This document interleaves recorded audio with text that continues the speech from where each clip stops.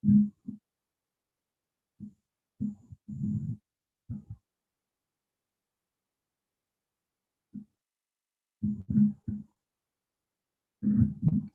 let me begin. Good morning, good afternoon, good evening, everyone. I hope you're all doing well.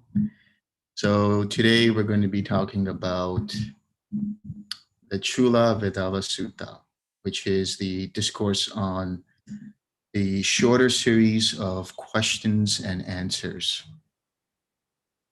And the translation I'm using is by Bhikkhu Bodhi.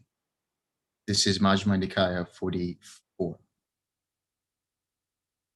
Thus have I heard, on one occasion the Blessed One was living at Raja Gaha in the bamboo grove, the squirrel's sanctuary. Then the lay follower Visākha went to the bhikkhuni Dhammadinna, and after paying homage to her, he sat down at one side and asked her. So by now, I'm sure most of you are aware, based on Bhante Vimalaramsi's discourse on this particular sutta, that Visākha and Dhammadinna, before she was a bhikkhuni, they were married, and Visākha became an anagami, and their relationship changed after that. They were no longer like husband and wife. And later on, Dhammadinna was inspired to join the Buddha's Sangha. And so she then became a bhikkhuni and later on became an arahant. So here he is now visiting her and about to ask her a series of quite interesting questions. So the first question, he says, "Lady, identity is said. What is called identity by the Blessed One?" So this identity comes from the Pali Sakhaya, which is to mean taking personalizing the body, or taking the body to be personal. But that body is not just constructed of material form, as you'll see. And this is another way of understanding the Four Noble Truths. So the first noble truth is the truth of suffering. And suffering, as the Buddha and many of his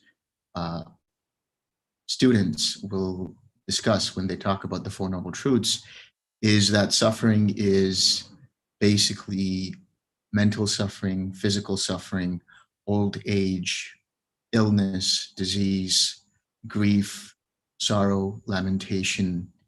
And the shorthand of that is the aggregates, the 5 aggregates that are affected by clinging, or the 5 aggregates that are subject to clinging. And you'll see why it is, as we discuss, why the aggregates that are affected by clinging are equated with suffering.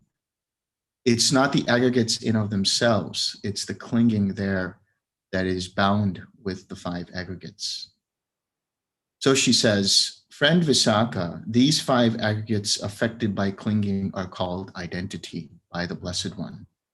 That is the material form aggregate affected by clinging, the feeling aggregate affected by clinging, the perception aggregate affected by clinging, the formations aggregate affected by clinging, and the consciousness aggregate affected by clinging.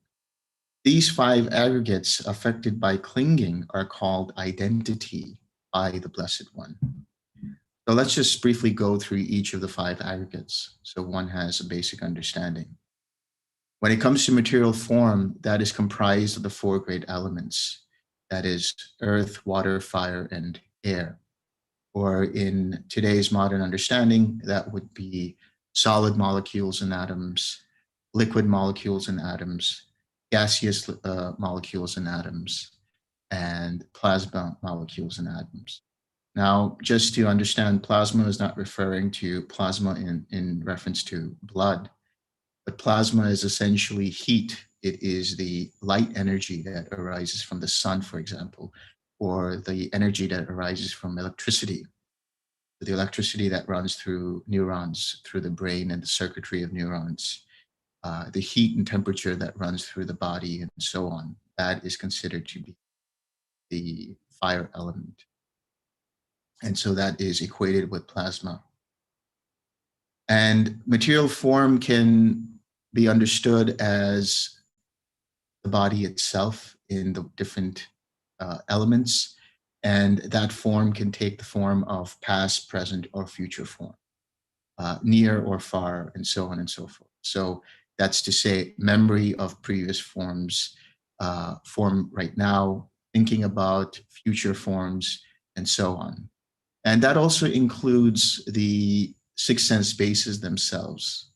That is to say, the actual receptors, the sense organs, that is the eye, the ear, the nose, the tongue, the body itself, and then the mind. Of course, the mind is more in mentality, but if you think about it, it is tied up with the brain, which is physical, which is form. The feeling aggregate is really sensation and or experience. And that could be sensory experience or mental experience. And usually it's described as three types of feeling. That is to say, pleasant, unpleasant, and neutral. And this understanding of pleasant, unpleasant, and neutral, if you look at it, there is the bare sensation or the bare experience, which is the sensation, the Vedana, but the perception or the understanding that this is pleasant, unpleasant, or neutral is the perception of that. It's the knowing of that. And so that leads into perception, which is related to the memory and learning and knowledge. Everything we compile in terms of understanding the world is done through our memory centers. And we interact with the world dependent upon this memory. And this memory helps one inform what one is seeing as one had seen it before or understood or experienced it before. So when you see a person, for example, that you've met before, the mind immediately recognizes that person based on their facial features and having put a memory of name to that person, and immediately recognizes the relationship that they have with that person. Or when you go outside and you see a tree, you immediately recognize that as a tree. But there are deeper components of that, which include seeing the color green, seeing the color brown, understanding what the branches are, and so on and so forth. So perception is very refined. It really labels things in reference to what one is seeing or understanding or experiencing in the way of mind or sensory experience. Formations are essentially, in this regard, the understanding that there are three types of formations specifically in this understanding. There is the mental formations, there is the physical formations, and there is the verbal formations. And we'll explore that a little later as they discuss formations. But understand that the formations here discussed are in relation to volition or intention that has already been fettered by conceit, fettered by craving, and fettered by ignorance. And then finally, consciousness, which comes from the Pali vijnana. Vijnana really means V, which is divided, and jnana, knowledge, or awareness, or cognition. So it's the bare knowing of something. It's not recognizing, which is perception, but it is actually cognizing. So anytime you see something new, you are cognizing it for the first time. And later on, when you recognize it, you are perceiving it. So this cognition really is divided up and dependent upon the understanding experience of the six sense bases. And this has already been fettered in the dependent origination by the formations. It's been activated by fettered formations, and those formations being dependent upon and influenced by ignorance, and that ignorance being influenced by the taints. Now, what one should see is when one talks about identity, and when one sees this understanding of personality, when one interacts with the world or others interact with you, so to speak, they're doing so through a stream of karma. So the aggregates are not stationary. They're always ever changing, always in flux. And they are basically being manipulated and influenced and touched upon by the flow of dependent origination. So one of the analogies that one uses is that the aggregates are like the riverbed, and the flow of the river of dependent origination is flowing through this receptacle of the 5 aggregates. And then anything that is clung to, anything that is craved for, anything that is seen with ignorance, anything that is identified, becomes part of these aggregates. It starts to build up into these different aggregates. And when you interact with the world and others interact with you, you have to see it in that sense that everything that is being done in the way of the 5 aggregates, is it being done through a sense of self? Is it being done through some sense of personality? Because all actions are dependent on previous causes and conditions. So when people behave a certain way with you, or you behave a certain way with people, there is this stream of karma, stream of formations that lead on into activating a certain type of consciousness embedded into the name and form, which is primarily another way of understanding the 5 aggregates, and through which then one acts or one speaks and so on and so forth. And when one does so with the fetid formations, there is a potential for further identification, a potential for further being, a potential for further craving. And if you look at mentality and materiality, you have contact, feeling, perception, intention, and attention. And then you have form. So contact is in reference to form as well as the actual material form, because it's through form that there is some kind of contact. It is through the 6 sense bases that there is some kind of contact. And then that contact is arisen because of, for example, the visible form, as well as the meeting of the eye, the light hitting the eye, dependent upon that, the eye consciousness arising. So contact is basically related to the material form aggregate, feeling with the feeling aggregate, perception with the perception aggregate, intention with the formations aggregate, because it's through formations, volitional formations or karmic formations, that fetter the intention to do something with the personal sense of self.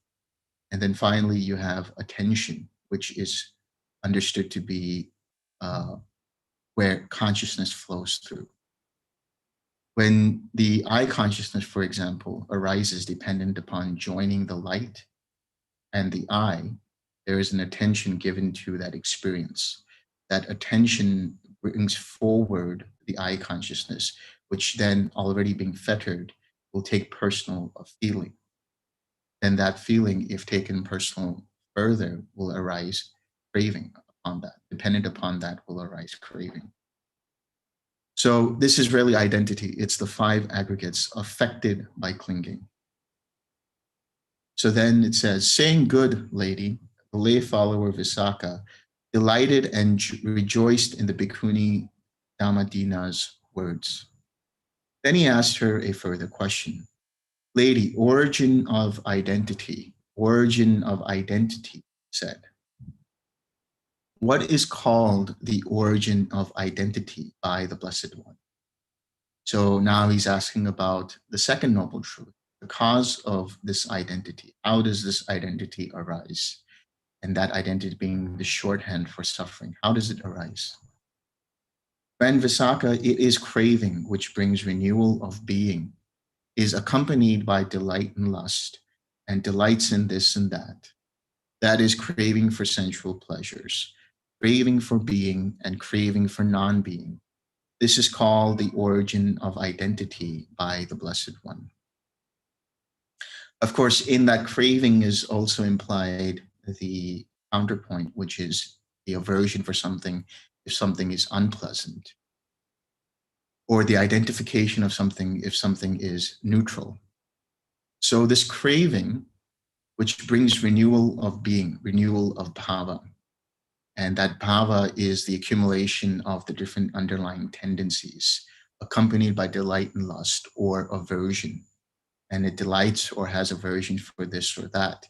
There are three types of craving discussed here. There is the craving for sensual pleasures, that is to say, the identifying with sensory experience. And that is rooted in the taint of for sensory craving, the identification with sensual craving. The craving for being and craving for non-being, this is rooted in the taint of being itself. And the craving for being or craving for existence is still present in an anagami. So at the level of an anagami, you won't have any craving or aversion towards sensual activities, towards any sensual experiences. But there will still be this conceit, the sense of I am, that I want this in terms of continuing the existence, or I don't want this in terms of not continuing with this existence. So that is, again, rooted in the different views, the two views specifically. The view of eternalism, the idea that there is an ongoing soul, or the view of annihilationism, that the soul is one and the same as the body. And so this I am is rooted in both. This identification process is rooted in both. But when one actually understands dependent origination, then one doesn't have these views. So in the case of an anagami, they won't have such views, but there will still be some kind of craving for existence, this underlying tendency for I am, which is the conceit. And from there arises even the attachment to jhana, the attachment to the Dhamma, making the Dhamma a personalized concept, for example, making the Dhamma something that one adheres to, instead of understanding that even the Dhamma is impersonal and impermanent and not worth holding on. So really, these three types of craving give rise to identity, give rise to the renewal of the five aggregates affected by clinging. And so how that arises is because the craving, whether it's craving for the sensual pleasure or the craving for existence or non-existence, gives rise to clinging to either certain views, clinging to certain kinds of sensual activities, clinging to rites and rituals, or clinging to some kind of self-view. Any of this will give rise to some kind of bhava, and that bhava is the accumulation of certain kinds of tendency. That is the renewal of being, of becoming, which will then give rise of rebirth, that rebirth being the rebirth of not only action, but the rebirth of identity from which one acts and gives rise to further suffering. And then he says, lady, cessation of identity. Cessation of identity is said. What is called the cessation of identity by the Blessed One? Friend Visākha, it is the remainderless fading away and ceasing, the giving up, relinquishing, letting go, and rejecting of that same craving. This is called the cessation of identity by the Blessed One. So he's asking now about the third noble truth. What is that cessation of identity? What is nirodha, the cessation of suffering? And she says it's the giving up, the relinquishing, the letting go of that craving. And how this is done is through the process of the 6 R's, through the process of the 4 right efforts. Understanding that craving has arisen anytime you see that there's an emotional reactivity to the situation where one either has this sense of, I want more of this, or I don't want more of this, or I am this, or craving for existence or non-existence. And that is also rooted in that idea that I don't want to be in this situation anymore, or I like being in this situation, I hope it doesn't change. Anytime there is this emotional connection which causes that reactivity, that will give rise to further clinging, being, rebirth, and suffering. But when you notice that there is this immediate reactivity to something, rather than taking the pause, having the awareness, having the mindfulness, and understanding that situation to be impermanent, or understanding whatever is arising, whether it's a person who's acting in a certain way, whether it's a situation, an experience, whatever it might be. That is impermanent, It is impersonal and not worth holding on to. So by holding on to it, or by taking it to be permanent, one holds on to it, considers it to be something worth holding on to, which can cause suffering by doing so. And then, of course, personalizing and identifying with. So one has to notice this through mindfulness. So anytime there is mindfulness present, there is no chance for craving to arise. When there is a slip in mindfulness, a slip in tranquility or tranquil awareness, you see what is happening in every moment, and seeing it through the understanding of the three characteristics, seeing it through the understanding of the Four Noble Truths. When that is there, then there won't be any craving present, any kind of craving. But if it's present, if there is craving present, then you use the process of right effort. You use the process of becoming mindful of the situation, noticing that there is craving or aversion, letting it go. So you recognize, you release your attention away from it, relax, come back to a more wholesome state, either through the smile, if possible, or just generating something wholesome within. It's applicable, and then returning to a more balanced state of mind. And when you experience this, especially after you do the relaxed step, you notice this openness in the mind. And that gives rise to a deeper mindfulness, a deeper awareness that is tranquil. And in that few moments, the mind is unconditioned by anything. And then you bring it to something that is wholesome, bring it to something that is in alignment with the Eightfold Path, in alignment with the Dhamma. And so this is how one gives up craving, or this is the experience of giving up that craving and experiencing that nirodha. Lady, the way leading to the cessation of identity, the way leading to the cessation of identity is said. What is called the way leading to the cessation of identity by the Blessed One? Friend Visākha, it is just this noble Eightfold Path. That is right view, right intention, right speech, right action, right livelihood, right effort, right mindfulness, and right collectedness. So this is the fourth noble truth. How does one experience the cessation of suffering? It is through cultivating, first of all, being introduced to, understanding, cultivating, developing, and finally perfecting the Eightfold Path. First, you get your view straight. That is to say, you understand or are introduced to the Four Noble Truths, introduced to the Dhamma. You have first the mundane right view, which is the understanding that there is meaning in generosity. There is this law of karma. There is this gratitude towards one's parents. There are beings who understand the mechanics and causation and understanding of karma and dependent origination. And then there is a higher view, a higher right view, which is that one sees that there is the Four Noble Truths present anytime one practices the 6 R's. The 6 R's are sort of the encapsulation, the abbreviated form of the Eightfold Path. So anytime you do the 6 R's, you are actually following the Eightfold Path every time you notice craving and let go of it. This view then informs the right thought to have, the right kind of intention to have. And right intention here being the relinquishing of any attachment or identification with sensory experiences or mental experiences. This is known as nekama. And then the second component to that is non-ill will, not having any aversion or ill will towards a person, situation, or thing. And non-cruelty or non-violence, not having intention to cause harm.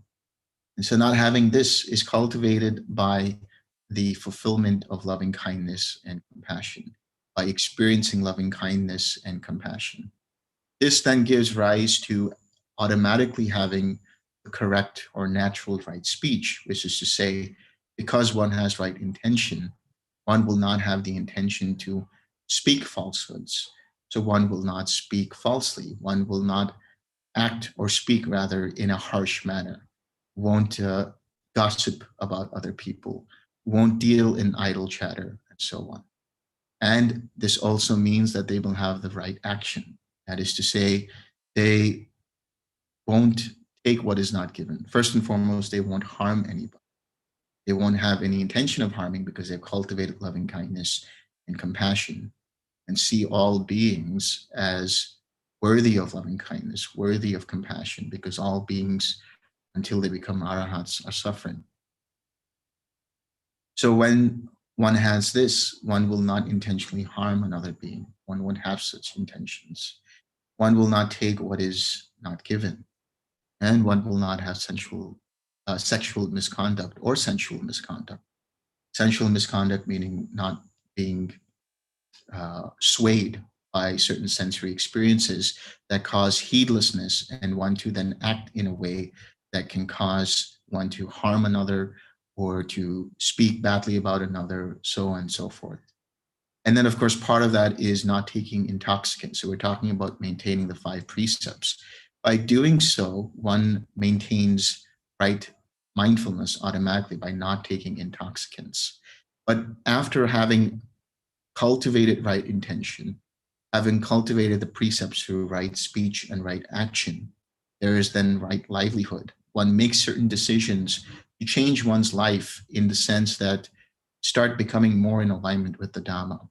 So not, if one is a layperson, not dealing in trade or not being in business where there is the selling of meat, of alcohol, the selling of poisons, the selling of people, and the selling of weapons.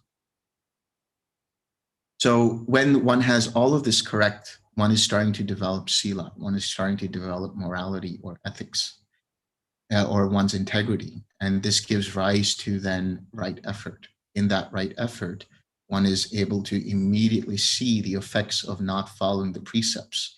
That is the first right effort, being able to recognize and doing so, preventing further arising. And then one releases or abandons and relaxes.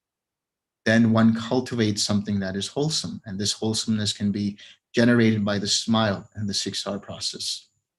This wholesomeness could be the enlightenment factors. It could be cultivating wisdom. It could be cultivating more mindfulness, cultivating loving kindness, the Brahma Viharas, and so on. And then maintaining the awareness of that wholesome state. By doing so, one naturally is mindful. One naturally progresses into right mindfulness, which is understanding the 4 foundations of mindfulness, being able to see in every moment the arising and passing away of certain things like the body, arising and passing away of feeling, arising and passing away of perception, arising and passing away of mental experiences, arising and passing away of different phenomena, and so on. So in doing this, one is able to be more present in every situation. When that's the case, the mind is automatically happy. The mind is automatically at peace and will respond in a way that is mindful, will respond in a way that is cultivating one's experience of the Dhamma further and deeper. With this mindfulness, then, it is easier to cultivate right collectedness, which is the experience of getting into jhanas. And so that then culminates into Nibbana, that culminates into liberation or insight, knowledge, and then liberation. It is through this process one understands identity and suffering. Lets go of the causes of that suffering, that is the craving, the different kinds of craving, and then experiences that Nibbana, experiences that cessation of suffering. So you can look at it in this way. You have suffering or identity as the first noble truth, and then you have the cause of that suffering or the cause of that identity. Then you have the experience of not suffering, the escape from suffering. And then you have the cause to bring about, so to speak, that escape from suffering, that cessation of suffering. And then he asks, lady, is that clinging the same as these 5 aggregates affected by clinging, or is the clinging something apart from the 5 aggregates affected by clinging? Friend Visākha, that clinging is neither the same as these 5 aggregates affected by clinging, nor is clinging something apart from the five aggregates affected by clinging. It is the desire and lust in regard to the five aggregates affected by clinging that is the clinging there. So when you look at this, it's an interesting question. He says, is that clinging the same as these five aggregates affected by clinging? Or is the clinging something apart from the five aggregates affected by clinging? If the clinging was the same as the five aggregates, that means then you would always be experiencing clinging, unless you knew a different way out. But that would be the natural way of the five aggregates affected by clinging. Or is the clinging something apart from the aggregates? Meaning there is the five aggregates and then there is the clinging here. So that would not make sense either. Rather, it's really actually through the experience of the fettered formations that the clinging arises. It's the fetters of ignorance, of conceit, of craving, the desire and lust for in relation to the five aggregates, as Dhammadinna says.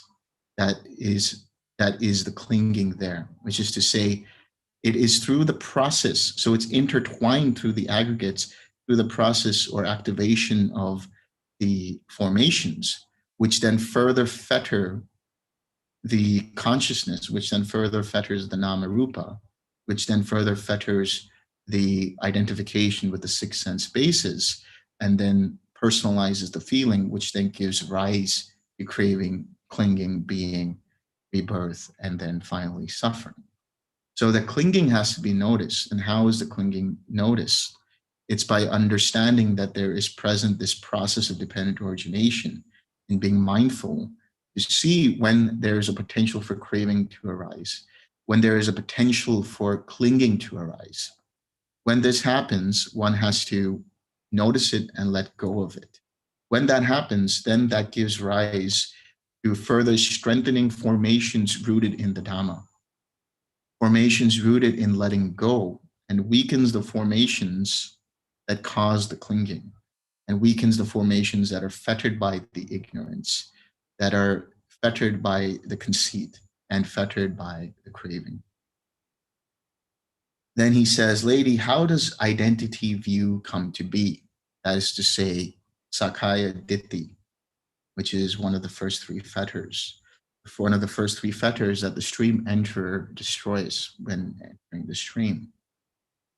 So this is personality view, the idea that there is a self equated with certain things, as Dhammadinna will explain. She says, dear friend Visākha, an untaught ordinary person who has no regard for noble ones and is unskilled and undisciplined in their Dhamma, who has no regard for true men and is unskilled and undisciplined in their Dhamma, regards material form as self, or self as possessed of material form, or material form as in self, or self as in material form. He regards feeling as self, or self as possessed of feeling, or feeling as in self, or self as in feeling. He regards perception as self, or self as possessed of perception, or perception as in self, or self as in perception. He regards formations as self, or self as possessed of formations, or formations as in self, or self as in formations. He regards consciousness as self, or self as possessed of consciousness, or consciousness as in self, or self as in consciousness.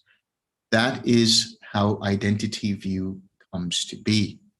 So this is referring to the 20 different types of self-view in which any of the five aggregates are regarded as self, equated to self, or as self possessing any of the five aggregates, or the five aggregates contained within the self, or that the self is contained within one or more of the five aggregates. So these are the different types of views. The five aggregates multiplied by the four views are the 20 different types of view which give rise to Sakkaya Ditthi.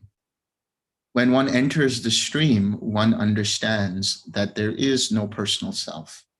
One lets go of the idea of a personal self. There is still conceit, where there is still identifying with the world. There is still a sense of I amness to the five aggregates. But the difference here is the self-view is more theoretical, meaning one understands on a theoretical level that indeed I am not the five aggregates, and so on and so forth. But in practicality, or in terms of living out one's daily life, there's still conceit because of this very deep-rooted sense of I am that has arisen over countless lifetimes. So one has to let go of that in order to completely fulfill the goal. So then he asks, how does identity view not come to be? Dear friend Visākha, a well-taught noble disciple who has regard for noble ones and is skilled and disciplined in their Dhamma, who has regard for true men and is skilled and disciplined in their Dhamma, does not regard material form as self, or self as possessed of material form, or material form as in self, or self as in material form. He does not regard feeling as self, or self as possessed of feeling, or feeling as in self, or self as in feeling. He does not regard perception as self, or self as possessed of perception, or perception as in self, or self as in perception. He does not regard formations as self, or self as possessed of formations, or formations as in self, or self as in formations. He does not regard consciousness as self, or self as possessed of consciousness, or consciousness as possessed as in self, or self as in consciousness. That is how identity view does not come to be. So again, when one enters the stream, there is this knowing, there is this intellectual understanding, even a deeper understanding once one has the experience of the infinite consciousness, that the consciousnesses that arise and pass away are impermanent. They arise and pass away, always in flux. And so they're not worth holding on to. They cause boredom at a certain point, a certain tiredness that is equated to suffering. And one sees there's no controller there. There's no one here actually causing it. It's happening because of certain causes and conditions. There is no self present. So that experience informs this understanding. And of course, when one has a Nibbana experience as well, one sees how these links of dependent origination arise, and that this is what gives rise to the idea of a sense of self. But there is not actually any permanent self present. So then he says, lady, what is the Noble Eightfold Path? Friend Visākha, it is just this Noble Eightfold Path. That is right view, right intention, right speech, right action, right livelihood, right effort, right mindfulness, and right collectedness. And then he asks, lady, is the Noble Eightfold Path conditioned or unconditioned? And Visākha, the Noble Eightfold Path, is conditioned. In the understanding of the Dhamma, there is only one conditioned, that is Nibbana, the experience of Nibbana.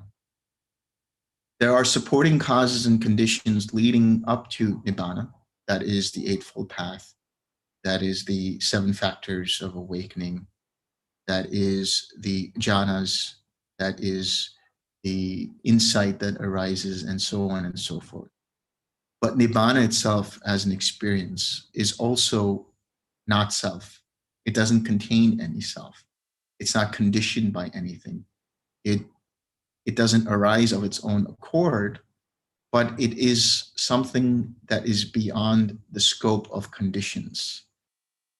It is something that is different in the sense of seeing everything as one sees right now. Everything one is experiencing right now is conditioned. The way you are listening to my voice is conditioned by different causes and factors. The way you're seeing me right now is conditioned by certain causes, conditions, and factors. But Nibbana itself is unconditioned. It is an experience that just arises when there are the right supporting conditions, but those conditions fall away and there is just the experience of Nibbana. So it is through the experience of the jhanas, through having the experience of awareness, of tranquility, of insight, that the wisdom arises. From there, there's the experience of Nibbana. But it's like almost like having built up a building with all of the scaffolding, and the scaffolding being the Eightfold Path.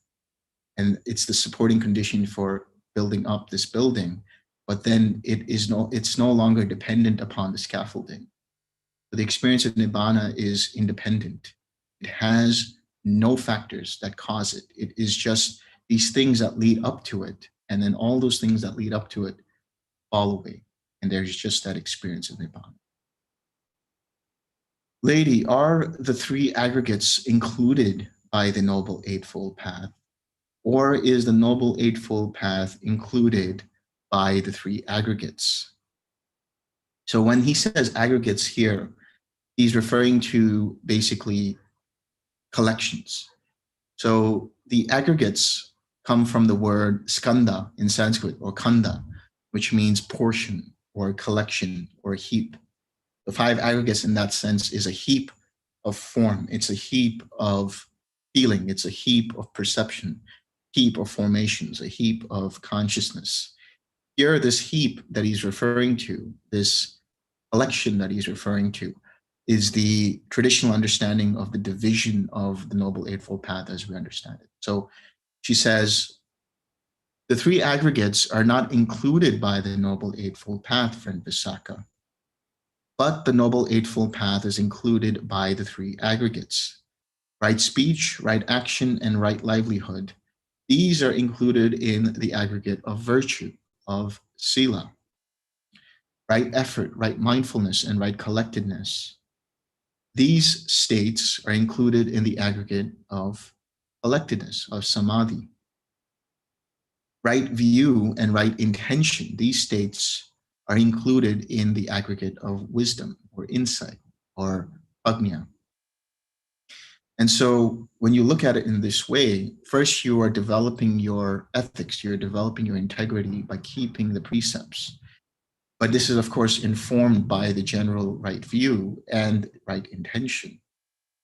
From there, it gives rise for the mind to be collected and understanding how to use right effort, giving rise to correct mindfulness, to right mindfulness, to be able to observe in a manner that doesn't identify, observe in a way that doesn't personalize, and that gives rise to a deeper experience of jhana.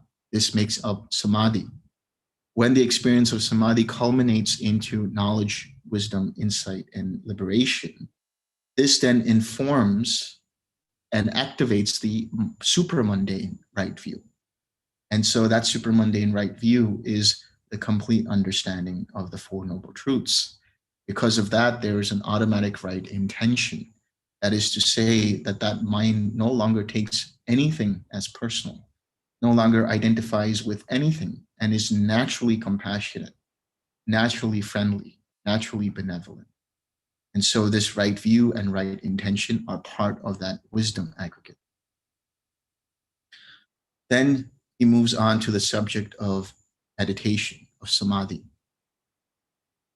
He says, lady, what is collectedness? What is the basis of collectedness? What is the equipment of collectedness? What is the development of collectedness? Unification of mind, friend Visākha, is collectedness. Unification of mind comes from the Pali word, two Pali words actually, chitta and ekagata. Ekagata so chitta here is mind or mindset. And ekagata comes from ekagrata, which usually is translated from Sanskrit or Pali as one-pointedness, or unified or absorbed. But it's not the absorption of the mind. It's a mind's attention which is collected, unified around its object. It's open enough to notice when hindrances arise or when insights are arising. So right collectedness is a mind that is singular in the sense that it takes one object of meditation, which could be loving kindness, could be compassion, could be quiet mind, could be whatever it is. But the mind doesn't identify it to the point of absorbing into that object. Instead, it is aware of it, and its mind is unified around it, at the same time being open enough to see if there is any hindrance arising. Of course, it's not looking for hindrances, but when a hindrance does arise, it doesn't get disturbed. It just is aware that there is a hindrance present, uses the right efforts, comes back to a unified mind. The four foundations of mindfulness are the basis of collectedness. And that is true because when you first start with the object of meditation, you are first mindful of what is arising to culminate into that experience. That is why when you sit down for meditation and you close your eyes, you become aware of what is happening in relation to the mind and body for a few minutes. Then you become aware of how the different intentions to bring up the loving kindness give rise to the supporting conditions for that loving kindness to arise. So you are mindful of how this intention brings up the loving kindness. Then you become mindfulness of the object of loving kindness itself. You become mindful first and foremost of the verbalizations or the imagination or the recollection or whatever it might be that first you initialize that loving kindness into. When that drops away, there's a further deeper unification of mind, unified attention around that loving kindness. And so it is through the process of the four foundations of mindfulness, just being aware where the body is, being aware what sensations are arising, being aware of what kind of mental states are arising, and then being aware of the intention, the different phenomena that arise in conjunction with that intention to bring up that loving kindness. And then ultimately resting the mind on that loving kindness. And that initial application of mindfulness then naturally progresses into a unified mind, into a mind's attention that is collected around loving kindness. The four right kinds of striving are the equipment of collectedness. So this is in reference to the four right efforts, or the 6R process. The equipment of collectedness, meaning what is it that continues to give rise to this collectedness when there is no collectedness present anymore. So you recognize that the mind is no longer collected, no longer on its object of meditation. You stop that process of being distracted and being attached to the hindrance. You turn your attention away from that and bring it back to the mind. You release your attention. And so by doing so, you're abandoning that hindrance, abandoning that distractedness, and you further relax, which further abandons. Come back to the smile, which generates a wholesome state of mind. Then you return. And when you return, just watch how the mind naturally collects around that loving kindness. Allow the smile to inform that feeling of loving kindness. And watch how the mind naturally collects around it, naturally returns to that loving kindness. And then continue watching it. That is the generation of the wholesome state, the third right effort, when you smile and watch how it returns. And then the maintenance of that is to continue observing, continue to have your mind unified around the loving kindness. And then, of course, repeating whenever necessary, whenever mind gets distracted. The repetition, development, and cultivation of these same states is a development of collectedness therein. The more you do the 6R process whenever necessary, whenever mind becomes distracted, is no longer on its object, you further strengthen the mind's collectedness every time you use the 6R process in that way. Lady, how many formations are there? There are these three formations, friend Visākha: the bodily formation, the verbal formation, and the mental formation. But lady, what is the bodily formation?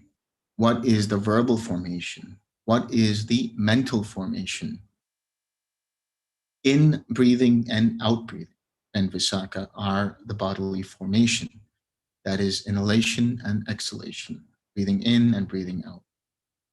Applied thought and sustained thought are the verbal formation. Perception and feeling are the mental formation. But lady, why are in-breathing and out-breathing the bodily formation? Why are applied thought and sustained thought the verbal formation? Why are perception and feeling the mental formation? Friend Visākha, in-breathing and out-breathing are bodily. These are states bound up with the body. That is why in-breathing and out-breathing are the bodily formation. First, one applies thought and sustains thought, and subsequently one breaks out into speech. That is why applied thought and sustained thought are the verbal formation. Perception and feeling are mental. These are states bound up with the mind. That is why perception and feeling are the mental formation. So in this case, the physical act of breathing, physical act of inhalation and exhalation, is bound up with the body. And so that is why it is referred to the bodily formation, the physical formations. And so this formation arises and gives rise to the act of breathing in and out, sometimes consciously, sometimes unconsciously, meaning you automatically just breathe without any awareness, not even aware that you're breathing, but those formations are still present, allowing the breathing activity to go on. Before you say anything, there is some kind of thinking going on. Perhaps it's not the same kind of mindful thinking, but there is some kind of formation of words, some kind of reflection on what is happening. And it could be mindful reflection where one is understanding what is being said and doesn't attach any kind of sense of self to it. Or it could be a reactive kind of reflection where one immediately jumps at what is being said or what one is experiencing, and then one blurts out something. In either case, there is some kind of thought, some kind of reflection going on. And it can be very fast before the words come out. And it is because or dependent upon this thought, then one breaks out into speech. And so this is why it's called verbal formations. Any kind of experience, whether it's physical feeling, that is to say, the feeling through the five physical senses, is still interpreted by the mind, perceived by the mind, cognized by the mind, including, of course, mental activities, including thinking and so on, and reflecting. So that is also tied up with the mind, which is why then it's called mental formations, or why they are part of the mental formations. Lady, how does the attainment of the cessation of perception and feeling come to be? Friend Visākha, when a bhikkhu is attaining the cessation of perception and feeling, it does not occur to him, I shall attain the cessation of perception and feeling, or I am attaining the cessation of perception and feeling, or I have attained the cessation of perception and feeling. But rather their mind has been previously been developed in such a way that it leads them to that state. So in the case of an anagami or an arahant, when they experience cessation of perception and feeling, there is an intention, or there is an initial determination to get into, so to speak, cessation of perception and feeling. And so this is developed through practice. This is developed through mastery of the jhanas, understanding the jhanas in every which way, and then finally mastering the ability to get into and out of cessation of perception and feeling. So the initial intention informs the mind to get into and when to get out of cessation of perception and feeling. But in that process of the experience of wanting to attain, there is no I am there. It's just the mind is going to attain, so to speak. The mind will fall into cessation of perception and feeling. And of course, when the actual process happens, there is no experience of I am attaining this, or even any process that the mind is attaining this. It's just there's the intention and then a blank. And so in that blank also, there is no experience going on. Lady, when a bhikkhu is attaining the cessation of perception and feeling, which states cease first in him? The bodily formation, the verbal formation, or the mental formation?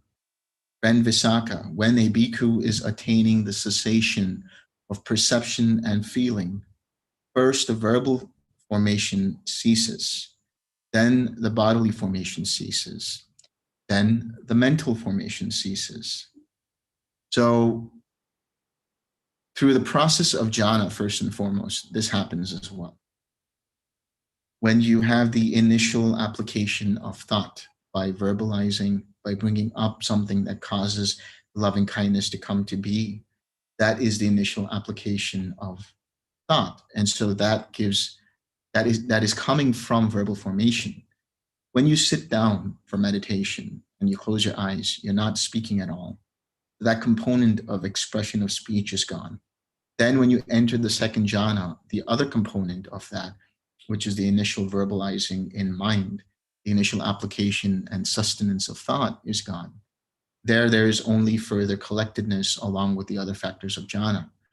But now the verbal formations are gone. When you enter into the fourth jhana, at that point, the breathing becomes very subtle, almost to the point that it is imperceptible. And so in that sense, there is no immediate perception of breathing in and out. And so there is that so-called cessation of bodily formation. And then finally, after neither perception or non-perception, everything stops. All perception and feeling stops, and there is the cessation of the mental formation. For an anagami and an arahant who has developed the skill, that is in the same way that happens. There's first the intention, let go of the intention. So first there is no speaking when one sits down, obviously, but the intention then is let go. That intention just goes forward, drives through, but there's no longer any application of thought towards that intention. That drops away. So there's no verbal formation. The mind and body become so relaxed that it requires less and less oxygen, and there is less and less breathing volatility going on. There's not a lot of breathing going on. And then finally, all perception and feeling drop away, and there's the experience of cessation. Lady, how does the emergence from the attainment of the cessation of perception and feeling come to be? Friend Visākha, when a bhikkhu is emerging from the attainment of the cessation of perception and feeling, it does not occur to him, I shall emerge from the attainment of the cessation of perception and feeling, or I am emerging from the attainment of the cessation of perception and feeling, or I have emerged from the attainment of the cessation of perception and feeling. But rather, his mind has previously been developed in such a way that it leads him to that.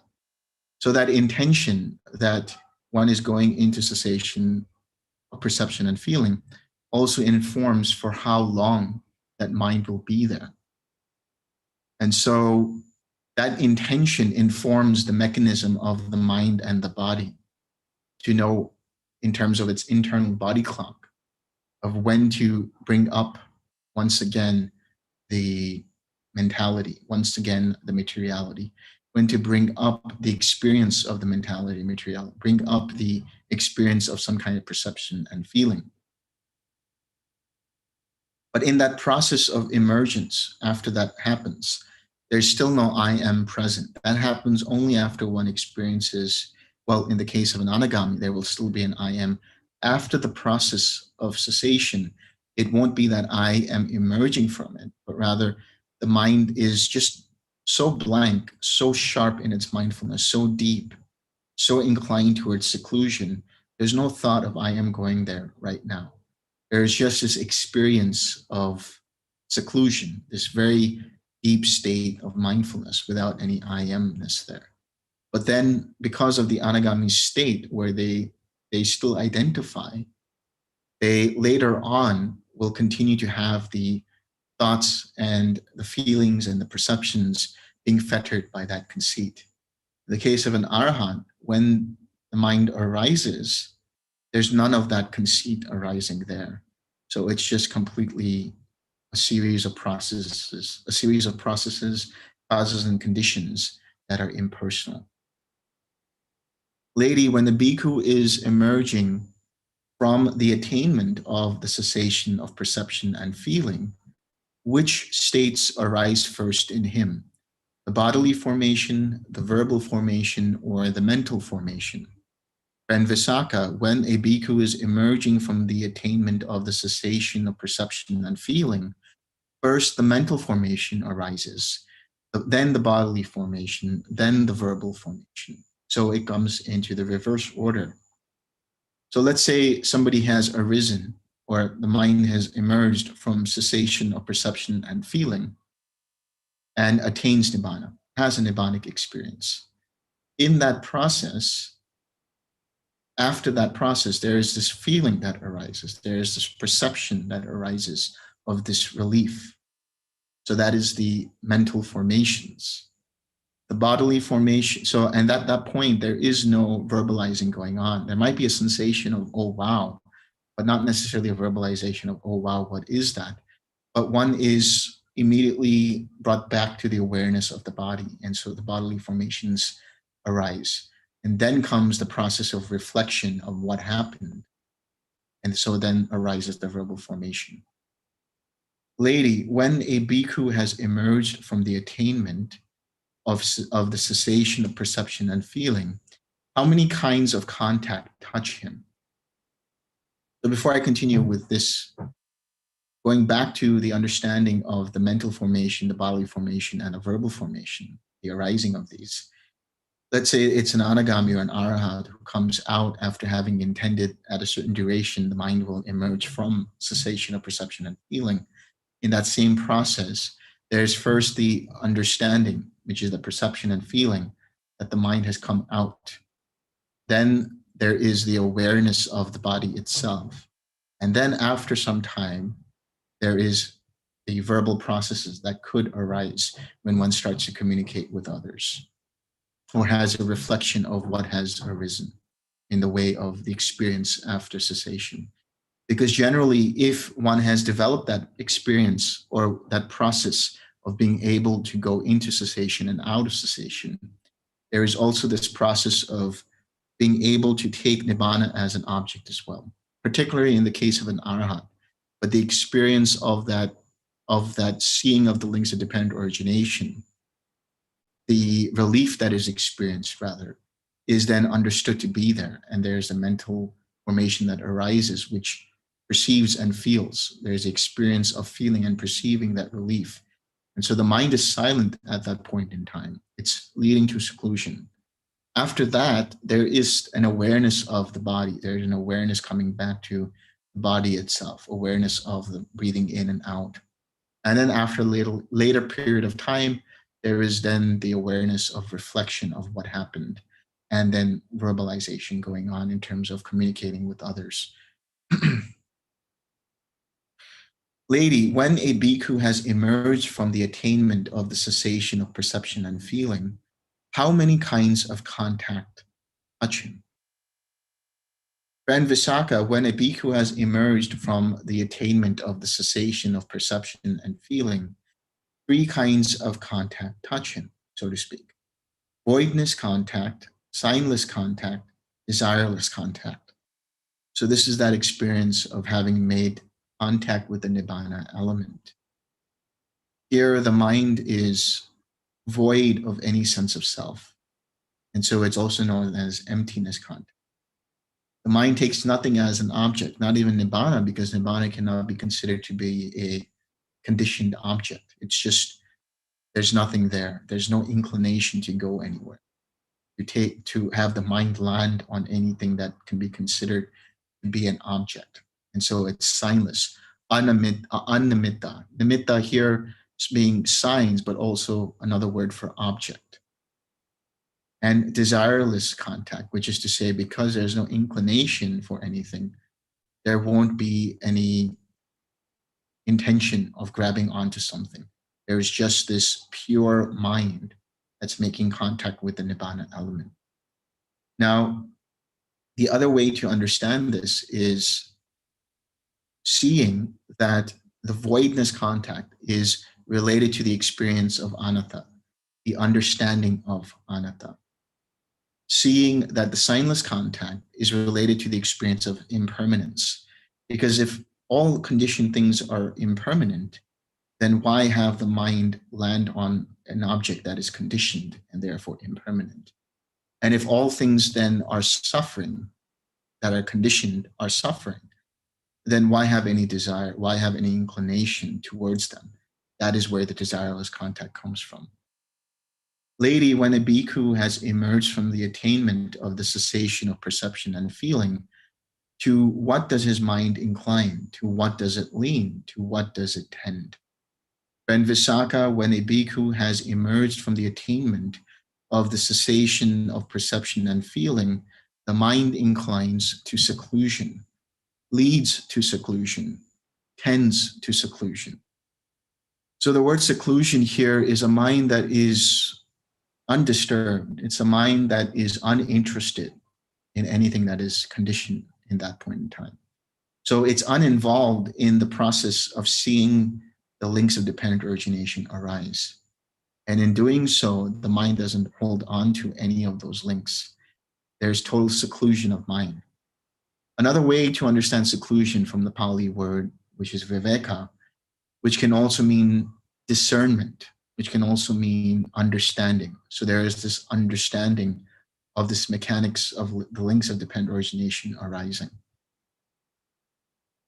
And then, of course, later on, the relief is felt, having let go of the fetters, let go of craving and so on.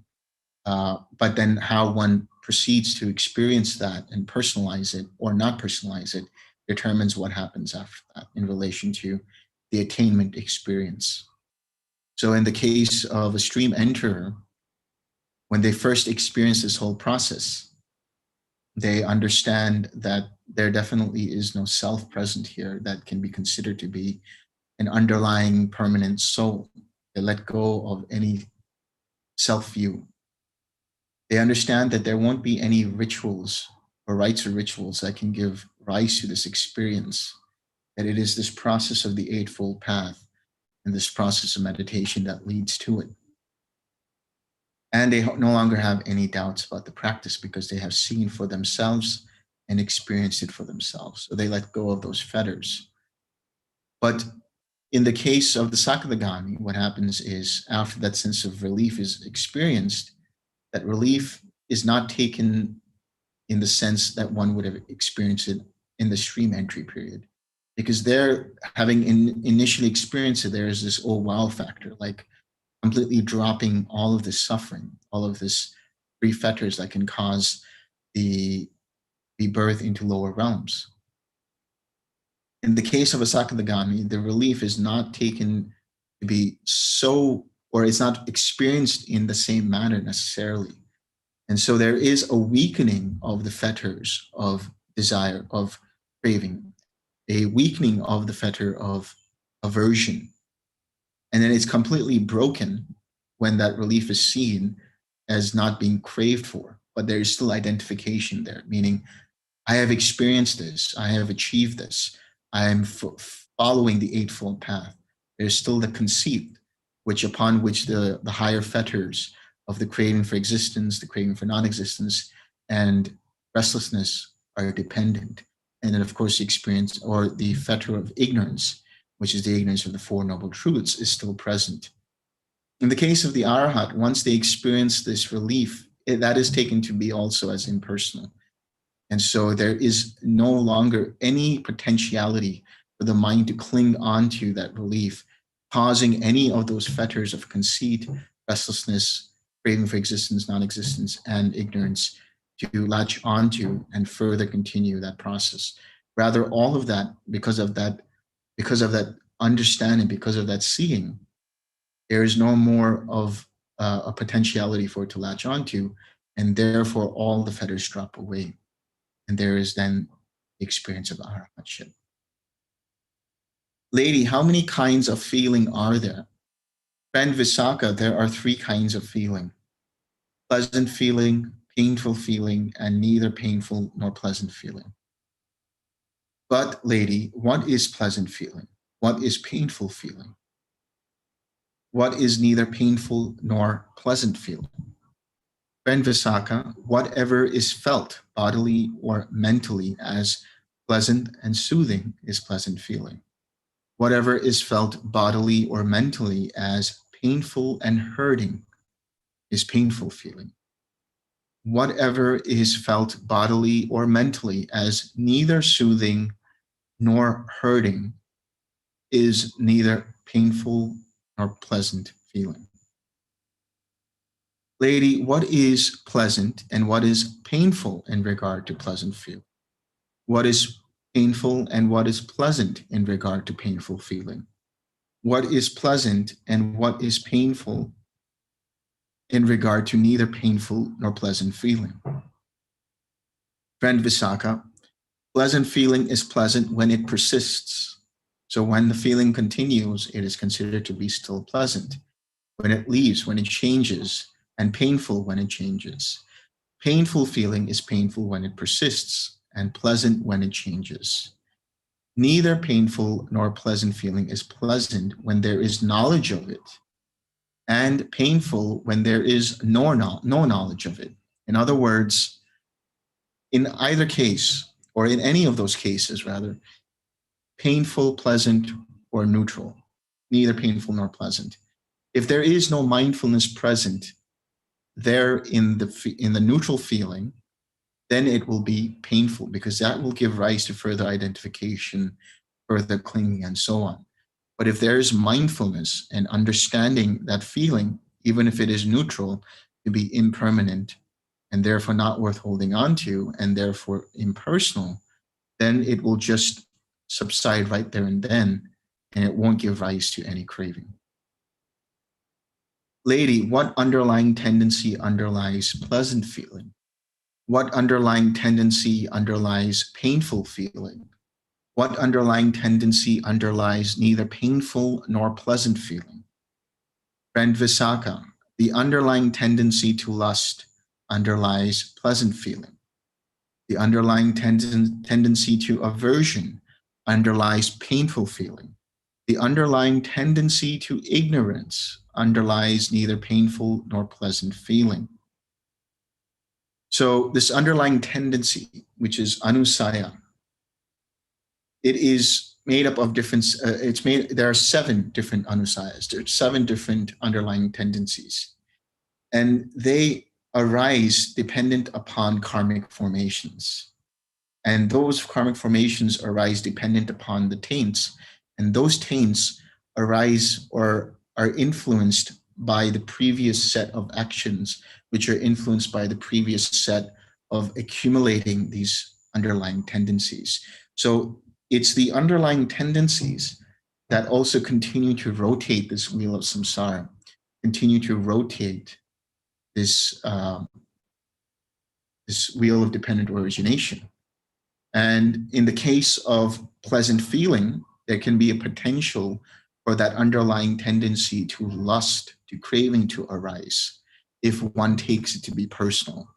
In the case of painful feeling, there is the underlying tendency towards aversion to arise, because if one takes that personal, one wants to evade and avoid that feeling, thus personalizing, giving rise to aversion, clinging, and so on. So then that bhava, that being, that becoming, that accumulation of tendencies, then continues to influence the taints again, specifically the taint of being. But in this case, when there is craving present, or there is ignorance present, also the taint of sensory craving and the taint of ignorance. The underlying tendency to ignorance underlies neither painful nor pleasant feeling. So here it's in reference to not seeing the noble truths, not seeing the Four Noble Truths in any case, but here in terms of neutral feeling, not seeing it just as a feeling that is impermanent, as a feeling that can cause suffering because it is conditioned, as a feeling that is impersonal. When one doesn't see that, then there is the underlying tendency of ignorance that activates the further craving, clinging, being, rebirth, and so on. Lady, does the underlying tendency to lust underlie all pleasant feeling? Does the underlying tendency to aversion underlie all painful feeling? Does the underlying tendency to ignorance underlie all neither painful nor pleasant feeling? Friend Visākha, the underlying tendency to lust does not underlie all pleasant feeling. The underlying tendency to aversion does not underlie all painful feeling. The underlying tendency to ignorance does not underlie all neither painful nor pleasant feeling. So what that means is anytime there is present mindfulness, anytime there is present this understanding that this feeling is arising, is impersonal, impermanent, and a cause of suffering because it's conditioned if one takes it personal. If there is mindfulness of that, then the underlying tendency will not be accumulated because there won't be craving, there won't be identifying, there won't be any aversion that can give rise to clinging. When there is no rise for clinging, there won't be any accumulation of those tendencies to give rise to a sense of being. When that is not present, there won't be any rebirth. When that is not present, there won't be any suffering. So that means anytime there's mindfulness, that underlying tendency will not underlie that particular feeling. Lady, what should be abandoned in regard to pleasant feeling? What should be abandoned in regard to painful feeling? What should be abandoned in regard to neither painful nor pleasant feeling? Friend Visākha, the underlying tendency to lust should be abandoned in regard to pleasant feeling. The underlying tendency to aversion should be abandoned in regard to painful feeling. The underlying tendency to ignorance should be abandoned in regard to neither painful nor pleasant feeling. So how does one abandon these underlying tendencies from accumulating? Again, through mindfulness. Anytime you see that the mind starts to personalize the sensation or mental experience, you know there's a potential for craving to arise. You let go of that identification, let go of that craving, let go of that aversion, and there won't be a further accumulation of underlying tendencies, which give rise to more karma through the process of the taints, which then underlie the formations, which fetter the formations, through which then there is another set of experiences as an effect of this process of rebirth. Lady, does the underlying tendency to lust have to be abandoned in regard to all pleasant feeling? Does the underlying tendency to aversion have to be abandoned in regard to all painful feeling? Does the underlying tendency to ignorance have to be abandoned in regard to all neither painful nor pleasant feeling? Friend Visākha, the underlying tendency to lust does not have to be abandoned in regard to all pleasant feeling. The underlying tendency to aversion does not have to be abandoned in regard to all painful feeling. The underlying tendency to ignorance does not have to be abandoned in regard to all neither painful nor pleasant feeling. Why? Because in the same way, if there is no attachment going on, if there is no aversion going on, if there is no ignorance going on, then you don't need to let go of anything. Just be aware of that feeling arising and passing away. But she continues with her point in relation to the four jhanas. She says, dear friend Visākha, quite secluded from sensual pleasures, secluded from unwholesome states, a bhikkhu enters upon and abides in the first jhana, which is accompanied by applied and sustained thought, with rapture and pleasure born of seclusion. With that, one abandons lust, and the underlying tendency to lust does not underlie that. Here a bhikkhu considers thus, when shall I enter upon and abide in that base that the noble ones now enter upon and abide in? In one who thus generates a longing for the supreme liberations, grief arises with that longing as condition.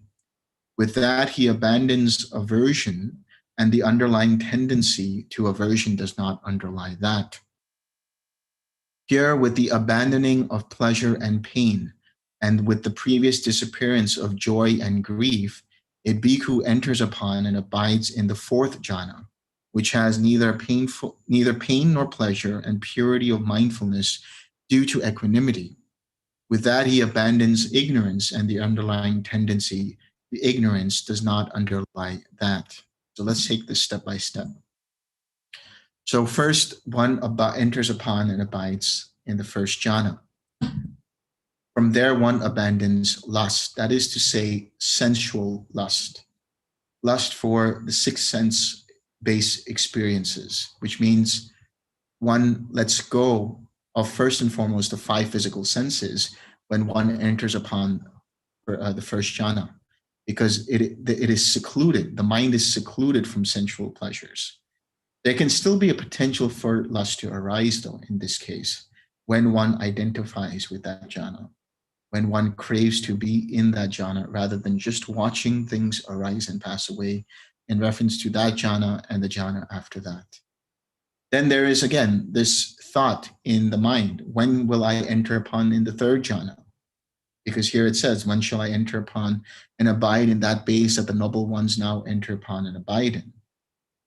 So here, the second and third jhana. In one who thus generates a longing for the supreme liberation, grief arises with that longing as condition. So one needs to let go of that. One can notice that there is a push towards entering the second jhana, a push towards entering the third jhana, and let's go of that. Because there is a slight aversion to that, meaning I don't want to be in this first jhana anymore. I want to be in the second jhana. I don't want to be in the second jhana anymore. I want to be in the third jhana. I don't want to be in the third jhana anymore. I want to be in the fourth jhana. Letting go of this I don't want to part also abandons the aversion and the underlying tendency towards aversion, which underlies that. Now, here with the abandoning of pleasure and pain, and with the previous disappearance of joy and grief, a bhikkhu enters upon and abides in the fourth jhana. So this is where there's total equanimity. And how does one abandon ignorance? By not taking that jhana to be being experienced by a sense of self. Understanding that jhana having to arisen because of a series of causes and conditions. Not understanding it in a way that says, I am experiencing the fourth jhana, but understanding that because of certain causes and conditions that are impersonal, due to intention for sure, but that intention also arising because of impersonal causes and conditions in reality, actually. So when one sees it in this way, one lets go of ignorance, one lets go of personalizing, one lets go of identifying, one lets go of the idea that this is permanent. So allows the understanding that these jhanas will be in flux. And so don't hold on to them. That is the understanding of the three characteristics. And finally, the understanding of the Four Noble Truths, which is to say that when one sees that one is no longer in a jhana, one doesn't take that to be personal and crave for it, but rather lets go of the causes and conditions for that craving and lets the mind naturally return back to the jhana through the process of right effort. Now we go into counterparts. So here's an interesting understanding of counterpart. The word counterpart comes from the word pati bhaga. Pati means step by step. And bhaga has different meanings. It can mean part of, it can mean a section of, or it could mean succeeding. So the counterpart can have different meanings in this regard. So just as patibhaga is synonymous, it has different kinds of meanings, so does counterpart in this context. Patibhaga can mean also the opposite of something. It can mean the opposite of one quality compared to the other. Or it could mean, as I said, succeeding steps or causes and conditions that are supportive. So here, the context is, lady, what is the counterpart of pleasant feeling? And Visākha, painful feeling is the counterpart of pleasant feeling. That is to say, the opposite of painful feeling is pleasant feeling. What is the counterpart of painful feeling? Pleasant feeling is the counterpart of painful feeling. So pleasant feeling is the opposite of painful feeling. What is the counterpart of neither painful nor pleasant feeling? Ignorance is the counterpart of neither painful nor pleasant feeling. In other words, here the ignorance is not the opposite of the feeling. The ignorance is arisen because of taking that feeling to be personal. So it is the next step that ignorance it gives rise to the identification of that neither painful nor pleasant feeling, and that identification further strengthens the ignorance. What is the counterpart of ignorance? Now we switch back. The opposite of ignorance is true knowledge. So that true knowledge is the insight into the understanding of the links of dependent origination that happen post-cessation of perception and feeling. So then what is the succeeding step? What is the counterpart of true knowledge? Deliverance is the counterpart of true knowledge. That is to say, there is no mind that attaches to anything. It is starting to make contact with the Nibbana element by having seen this whole process as being impersonal, by seeing the links arise. And because the links are pure in this moment, the mind is liberated for that time period. It is not taking anything to attach itself to, so to speak. So then what is the counterpart of deliverance? Nibbana. That is to say, after the mind is liberated, there is the experience of Nibbana, the contact with the Nibbana element, the experience of that relief then that arises. And then he says, lady, what is the counterpart of Nibbana? She says, friend Visākha, you have pushed this line of questioning too far. You are not able to grasp the limit to the questions. For the holy life, Visākha, is grounded upon Nibbana, culminates in Nibbana, ends in Nibbana. If you wish, friend Visākha, go to the Blessed One and ask him about the meaning of this. As the Blessed One explains it to you, so you should remember it.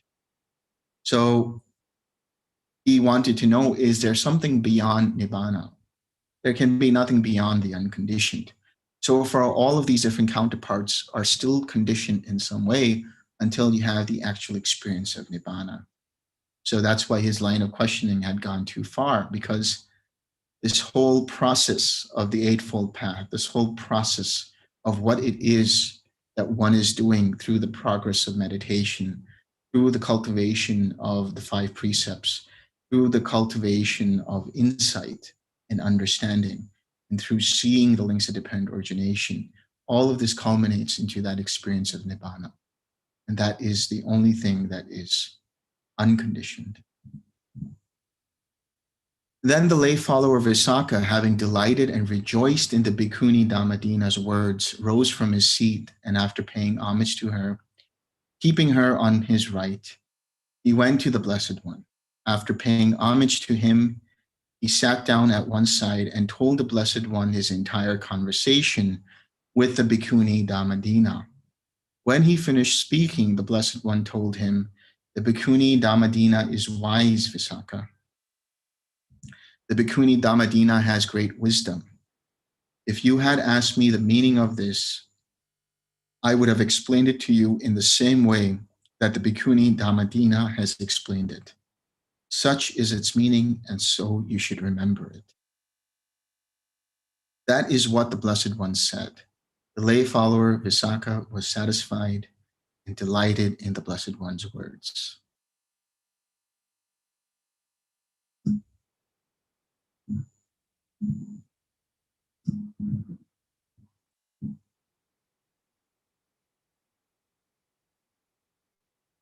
Questions, comments?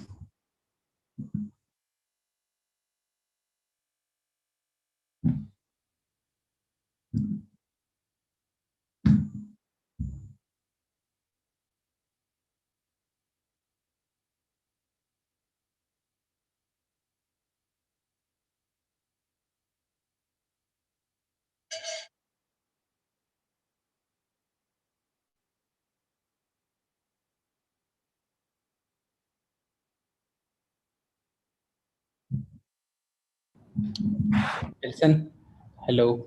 Yes. Hello. I have a question on counterpart. In Pali, it says patibhago. Yes. Is it means like if it is not there, what comes next? Or if it is surpassed, what comes next? Can I understand like that? Yeah, basically, it's got two different kinds of meanings here. So patibhago can mean one, the opposite of something. So basically, like, for example, the dualities of pain and pleasure, or good and evil, and so on. That's one understanding. And the other understanding is, as you said, this the succeeding factor, let's say, or the next step in the process, dependent upon or based on the preceding step. Yeah, I can see that, like, if I replace the meaning with the opposite, it's working for a pleasant feeling and painful feeling, but it's not working for something like avijja and vijja. Like, Actually, if you notice, avijja and vijja are anyway opposites. You have vijja and you have avijja. But I would still say, as I mentioned, as you get into the experience of true knowledge, you can't say that deliverance is the opposite of true knowledge. You would say that deliverance is the succeeding step after true knowledge. yeah. In the same way, you wouldn't say that Nibbana is the opposite of deliverance, but you would say Nibbana is the succeeding step after deliverance. So in other words, it's the context that it's taken into. So that part can be confusing when you read, but if you have that understanding, which is that patibhago has a dual meaning here, then you can make more sense of what is being discussed. Okay. I think surpassed makes sense to me. Like, if Yeah. you surpass this. Thank you.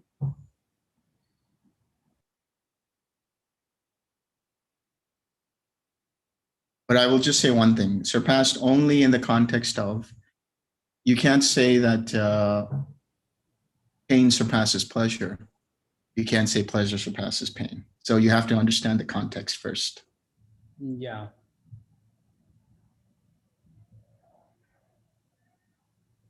If we let go of pleasure, pain remains. That doesn't work. Same with neither painful or pleasant feeling and ignorance. Yeah. So Adukka masuka and avijja. Yeah, it doesn't work there.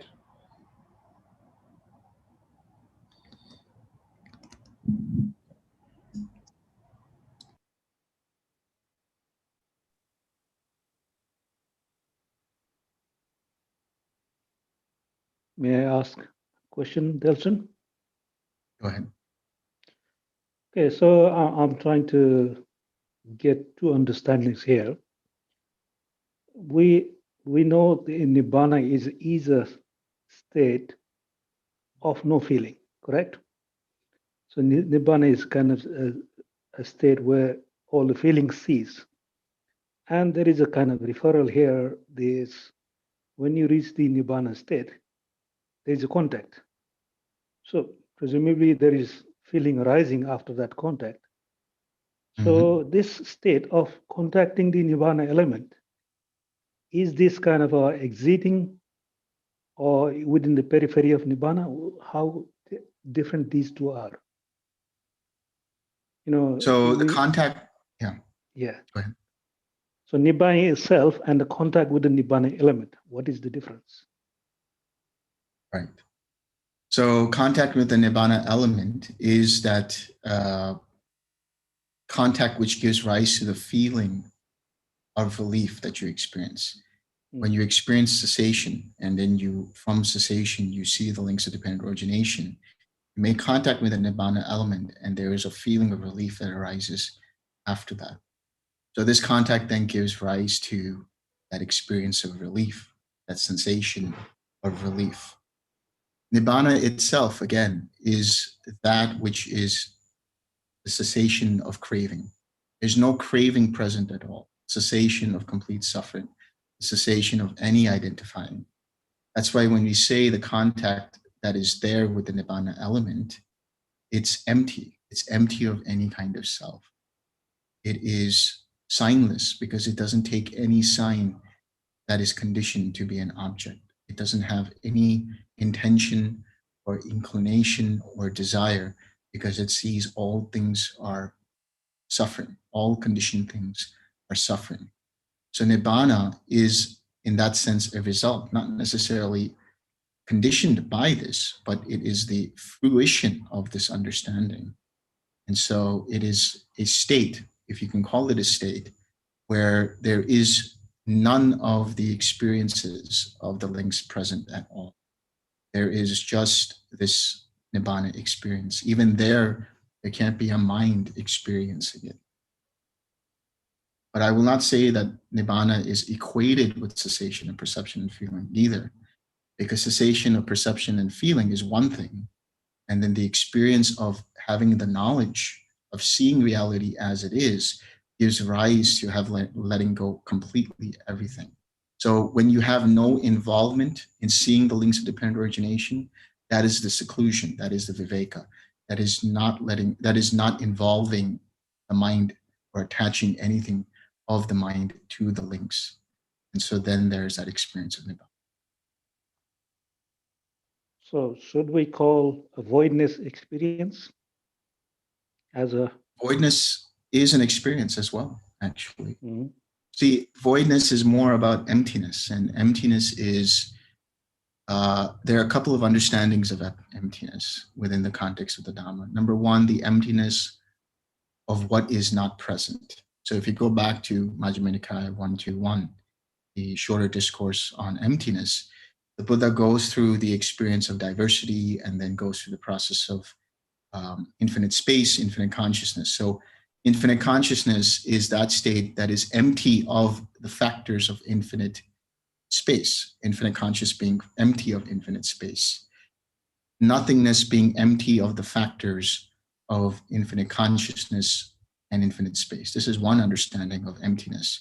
The other understanding of emptiness is to see that the entire world and all the five aggregates are empty of self, that sunyata is equated with that experience of anatta. Great. Thank you, Delson.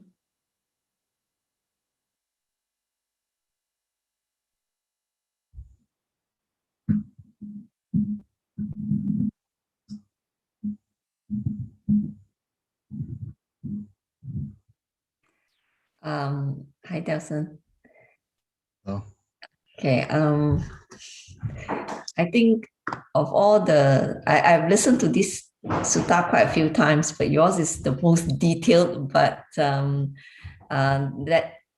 very exciting. I'm just wondering, why did Visākha ask the question about the formation? The bodily formation, the mental formation, and the verbal formation. When we are experiencing, when we're meditating, experiencing the cessation, it is just a blank. Mm-hmm. Did he ask it because he was already an anagami? As he go deeper, he has to slow the process so much that he actually experienced these stages? Because we are not there yet. I'm just wondering, is that why he's asking it? Okay. Yeah, that's a good question. Actually, there is this section, which is in reference to the formations and cessation of perception and feeling, is pretty much identical with the conversation between Chitta, who's a householder anagami, and Kamabhu, who is an arahant. So it's the same kind of conversation that they have between an anagami and an arahant. So like you said, it is quite possible for one reason, that Visākha wants to deepen his understanding. Maybe he wants to practice understanding how cessation works. He's curious to see, in relation to formations and intention, how the process of cessation happens. Because that's the same thing that happens with the conversation with Kamapu. But of course, it could also just be a literary thing, meaning the compilers of the sutta saw that as being useful for people to understand how formations arise and pass away in relation to the attainment of cessation of perception and feeling. I have a comment here. Like that lady was before her wife, like his wife, right? So he may be That's just testing that whether she really understand or not. It's just a joke. But like, yeah. Yeah. I think anagami should know all these answers. Means the questions are like, for anagami, he might experience all the cessations. He might have already experiential level understanding, but I don't know. Well, it has to be developed. Or once Okay. you get to the level of an anagami,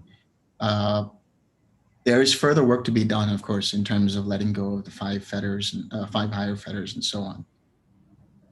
But the experience of cessation now can be developed to a point where one can actually go into cessation as sort of a vacation from the rest of the world, you know?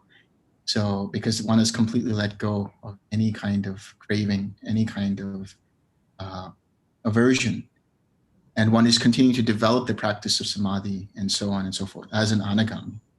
So yeah, it is quite possible that, you know, maybe he was testing his wife, who knows? But at the same time, you could see it identical to that, as I said, that conversation between the other anagami, Chitta, and the other arahant, Kamabu. So it's like the arahant is teaching the anagami now, what is the next step?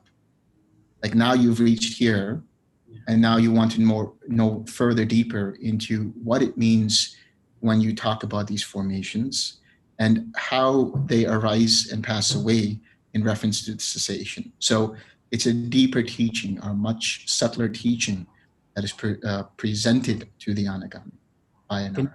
Can it possible that a anagami cannot enter into cessation as he wish? Can it possible One that can, an anagami can, but it has to be developed. okay. So that's why when it comes to, once one becomes an anagami, there's a process of mastering the jhanas, mastering the ability to go into and out of jhana at will. So meaning for a certain time period, one intends to be in a jhana, and then maybe for an hour and 2 minutes, or then shorter periods of time, like for 3 or 4 seconds, one is in a jhana, and then skipping around between jhanas, from the first jhana to the 5th jhana, from the 5th jhana to the 2nd jhana, from the 2nd jhana to infinite consciousness, and so on. Once all this mastery is done, then at that point, one gets a deeper understanding of how intention works, and then lets go of any attachment to that experience of cessation. Instead, there is just a development of intention, that is the chanda, cultivation of intention. And one sees, first intellectually, understanding, and then experiences how it is that this formation ceases. For example, the verbal formation ceases, then the physical formation ceases, and then the mental formation ceases, and then the mind is blank. So the intention is really how one develops it. Then after that, then the anagami, after having developed it, can go in and out of it at will, whenever they want. And of course, when they finally let go of all the fetters, become an arahant, then that has become perfected. So they can take a vacation from the world whenever they want. I have a continuation question. Like you said, we have there are 3 formations, and they ceases in sequential order, right? For example, first ceases physical formations. Doesn't it occur to him that once the physical formations has ceased, doesn't it indicates him that he is going to enter into Nirodha? No, not necessarily. Is it like super fast? He even don't know that the physical formation ceased and a verbal formation, then mental formation. Is it he doesn't even know that this cessation is also happening. Cessation of this formation. See, he or she will know that the verbal formations have ceased. Then they will know that the physical formations have ceased, meaning they've seen that the body has become so quiet and there is no more need for oxygenating the body so much. But they won't necessarily know. They might just have like a sensation of dropping or something like that. But they won't know that the mental formation has actually ceased, because then the mind is already in cessation. Oh, yeah. But they will know when the mind emerges that there is this experience, and that experience is in the form of perception and feeling. So they will know when perception and feeling arise. Then they will know when the physical, meaning the understanding and awareness of the body, arises. Then they will know verbal formations arise whenever there's any verbalizing going on, and so on. So when it comes to the actual mental and the mental formations, when they cease, the mind ceases. Yeah. So there is no knowing that it has ceased, only after having come out, basically. Maybe I can say, like, after physical formation cease, they know that it might happen. Well, if they have that kind of feeling, they have to let go of that experience or that expectation. Okay. Yeah.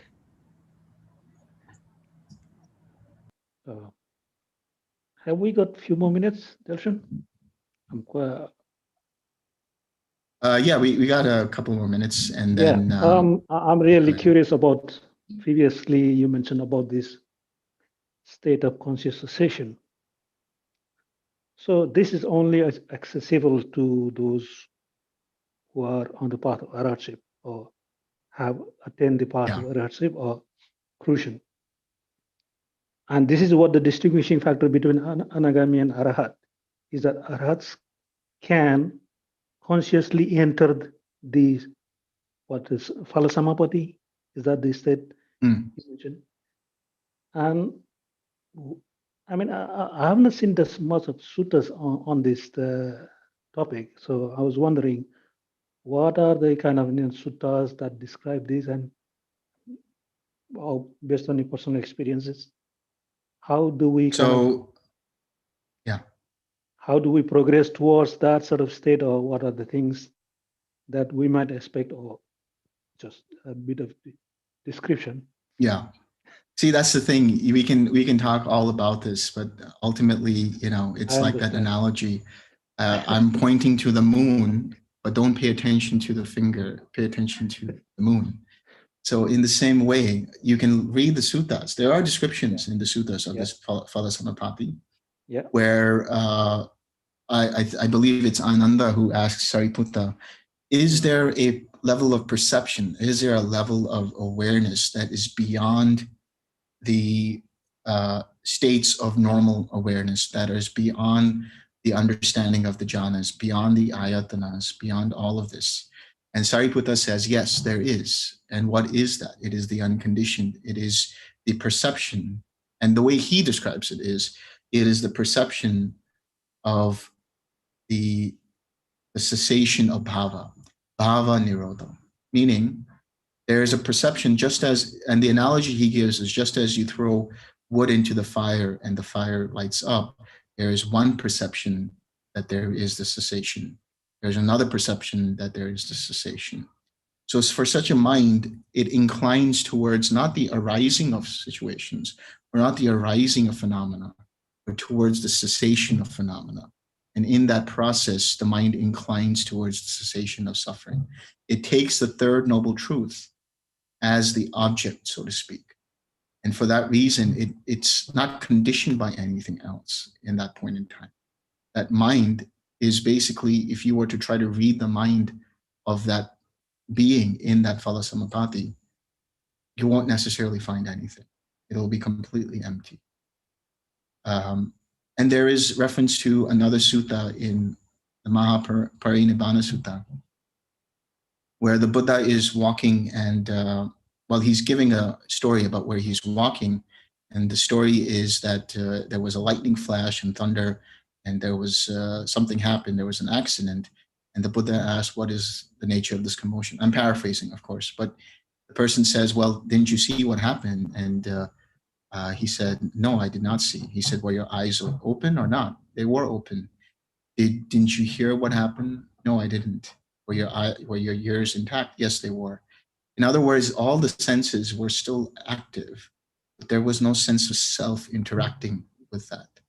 There was no sense of activity going on. There was just pure perception going on, pure feeling, without that being the object of one's attention. Instead, the object of one's attention there was just the pure cessation of all activity. That doesn't mean that the mind was absorbed, which meant that it was so absorbed that it didn't become distracted. Rather, it was where everything was at complete rest. There was no interaction with any of the links, with any of the 5 aggregates present. And you mentioned this can be experienced even on the move, or this has to be done on the That's sitting right. bed. It can be done while one is standing, while one is walking. In fact, with reference to the Buddha, he was doing it while he was walking. Now, with the case of Sariputta, he doesn't really indicate whether he was walking or sitting or whatever it might be. But of course, there is some sense of understanding that's going on there. There's some kind of conscious presence of awareness there, but it's not necessarily, it's not conditioned, sorry. It's not conditioned by any of the links. It's just having inclined mind away from all things conditioned and coming back to the awareness or understanding of the Nibbana element. So that conscious cessation is where none of the factors of feeling are present, none of the factors for perception are present, none of the factors for contact are present. It's contact without there being someone contacting. It's feeling without there being somebody feeling. It's perceiving without somebody having any perception. There's so many words, like I said, there's so many words you can describe it in, but only when you have the experience, then, you know, because everything you try to explain it with, even in the suttas, is still conditioned by concepts. How could you conceptualize the non-conceptual? You can only refer to it with concepts. Yeah, totally understand. It's great. Thank you very much, Delson. Welcome. So we will share merit, but before we do, I understand there's a question that was going to be asked. Yes, a friend of mine couldn't be here for a couple of weeks and he had a question. I will read a tiny little piece from the Udana, and we were discussing this as some people understand this to be a realm, like maybe the merging of consciousnesses, and we don't think that's the case, but we would like you to comment on it. So it goes, it's the Nibbana Sutta Udana 8.3, and it the little piece is, there is an unborn, unbecome, unmade, unfabricated. If there were not that unborn, unbecome, unmade, unfabricated, there would not be the case that escape from the born, become, made, fabricated would be discerned. But precisely because there is an unborn, unbecome, unmade, unfabricated, escape from the born, become, made, fabricated is discerned, and this is in translation by Tanisaro. So the question is this referring to a realm or referring to some kind of existence? Yes, the question is, could you explain what it is saying? And some people understand this as a description of a specific realm, perhaps a realm where all arahants have a certain Nibbana consciousness that merges together. So a kind of eternalism view. So maybe you could speak on that a bit. Yeah, so could you tell me again the sutta? I want to go to it Yes. just so I can read it for It's myself the and I can Nibbana explain it. Sutta, and it's Udana 8.3.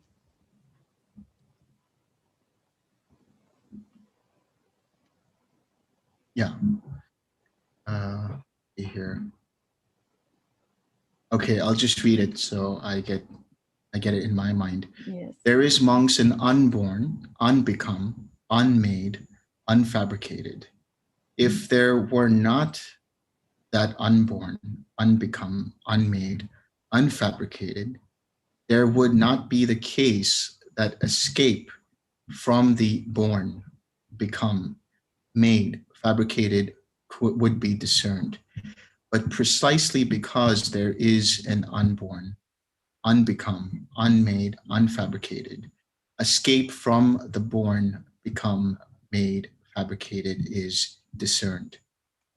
So here the Buddha is talking first and foremost, when he talks about the escape from the born, become, made, and fabricated, he's talking, of course, about samsara itself. He's talking about dependent origination, because it is the conditioning factors of dependent origination that create the sense of birth, the rebirth, the sense of becoming, or bhava. And then the fabrication, which is the sankharas that are aggregating to create some kind of an experience. In this case, the Buddha, when he refers to the unborn, when he refers to the unbecome, unmade, and unfabricated, he's talking about a reversal process of the links of dependent origination through wisdom. So he's talking about the cessation of birth, the cessation of becoming, the cessation of formations completely, which then gives rise to the experience of Nibbana.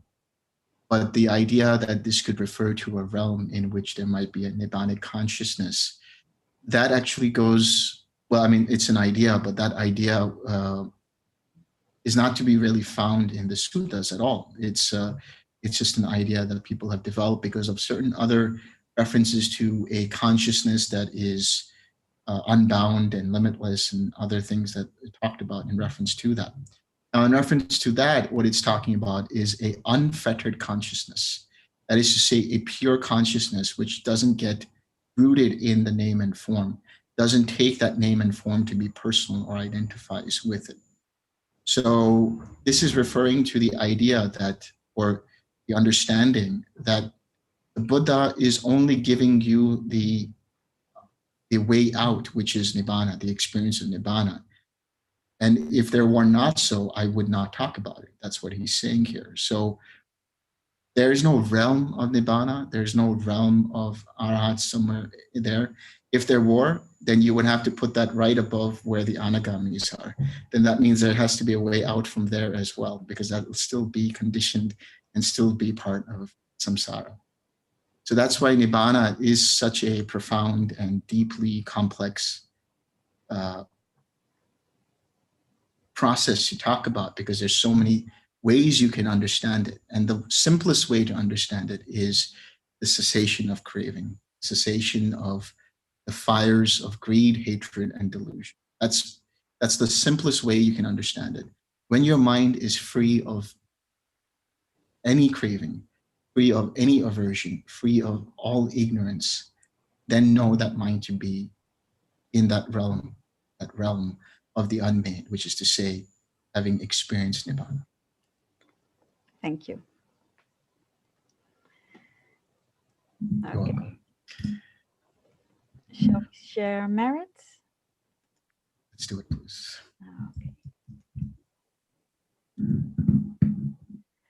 May suffering ones be suffering free, and the fear-struck fearless be. May the grieving shed all grief, and may all beings find relief. May all beings share this merit that we have thus acquired for the acquisition of all kinds of happiness. May beings inhabiting space and earth, devas and nagas of mighty power, share this merit of ours. May they long protect the Buddha's dispensation. Sadhu, sadhu, sadhu. Thank you very Thank you, much. Delson. Delson. Another wonderful talk. Thank you, Sal. Thank you, everyone. Thank you, Delson. Thank you. Take care, everyone. Yeah.